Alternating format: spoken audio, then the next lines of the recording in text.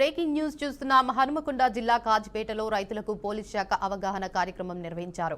పంట అవశేషాలను కాల్చడం వల్ల భూమికి పర్యావరణాన్ని తీవ్రంగా నష్టం కలుగుతోందని assistant commissioner of police Pingili Prashanth Reddy తెలిపారు. భూమాతను పర్యావరణాన్ని కాపాడుతూ ప్రత్యామ్నాయ పద్ధతులు అనుసరించాలని రైతులకు సూచించారు. పచ్చని ప్రకృతి భవిష్యత్తు తరాలకు అందేలా అందరూ బాధ్యతగా వ్యవహరించాలని ఆయన పిలుపునిచ్చారు. భూమిని బతికిచ్చే నీ పంటకు మంచిగా వచ్చే చిన్న చిన్న క్రిములు ఉంటాయి. అది మొత్తం చిన్న చిన్న గింత అంత ఇంచుల్లే ఉంటాయి. వాటిని మొత్తం కథం పట్టించినావు. భూమి ఏమైతుంది? సారం ఉండదు. ఇంకోసారి చేస్తావా? మాటిస్తావా? పక్కా ఇట్లా నాకు మాటి చేతులు చేస్తే ఏమో ఏం చెప్తావు? ఏం చెప్తావు చెప్పు. చేయి ఏం చేస్తావు చెప్పి కాలబెట్టావు కదా. పక్కా నీళ్లు ఎదుర్కోవాలి. గింజలుంటే నీళ్లు పట్టాలి. సూపర్ ఒకసారి మురుగ పెట్టాలి. సర్వనాశనం అవుతుంది. ఏవా నమ్మొచ్చా? ఇవాళ మీకు ఇన్ని పనులు చేసినావు. నీ కట్టె కూడా తెలుస్తుంది. నీకు గీ పట్టాలి. కచ్చి కట్టెలు ఇగో మళ్ళీ దగ్గర పెట్టుకో. మళ్ళీ అక్కడిక్కడ అంటుకుంటాయి. వద్దయ్యా ఇక అంటు పెట్టకండి. జరా బతికియండి. ఇనో రాజయ్య, ఇనో ఈ భూమి మన ఒక్కళ్ళే కాదు, అన్ని ప్రాణులది. ఇలా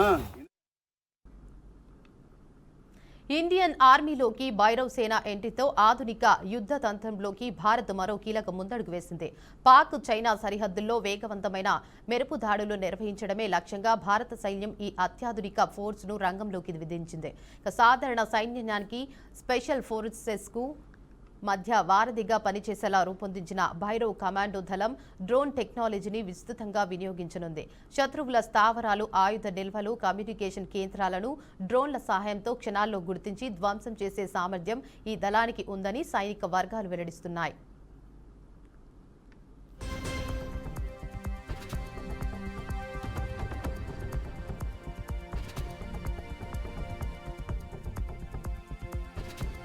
ఇక ఈ దళం కోసం ఇప్పటికే 1,00,000 మందికి పైగా డ్రోన్ ఆపరేటర్లను ప్రత్యేక శిక్షణతో సిద్ధం చేసినట్లు సమాచారం.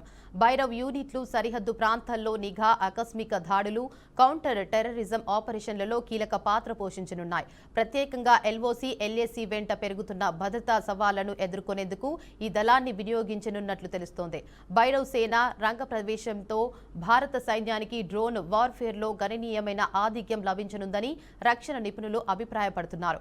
ఈ కొత్త యూనిట్తో శత్రువులపై మానసిక ఒత్తిడితో పాటు భవిష్యత్తు యుద్ధాలకు భారత్ సిద్ధంగా ఉందనే సంకేతం స్పష్టంగా కనిపిస్తోందని విశ్లేషకులు చెబుతున్నారు. राजा रामचंद्र की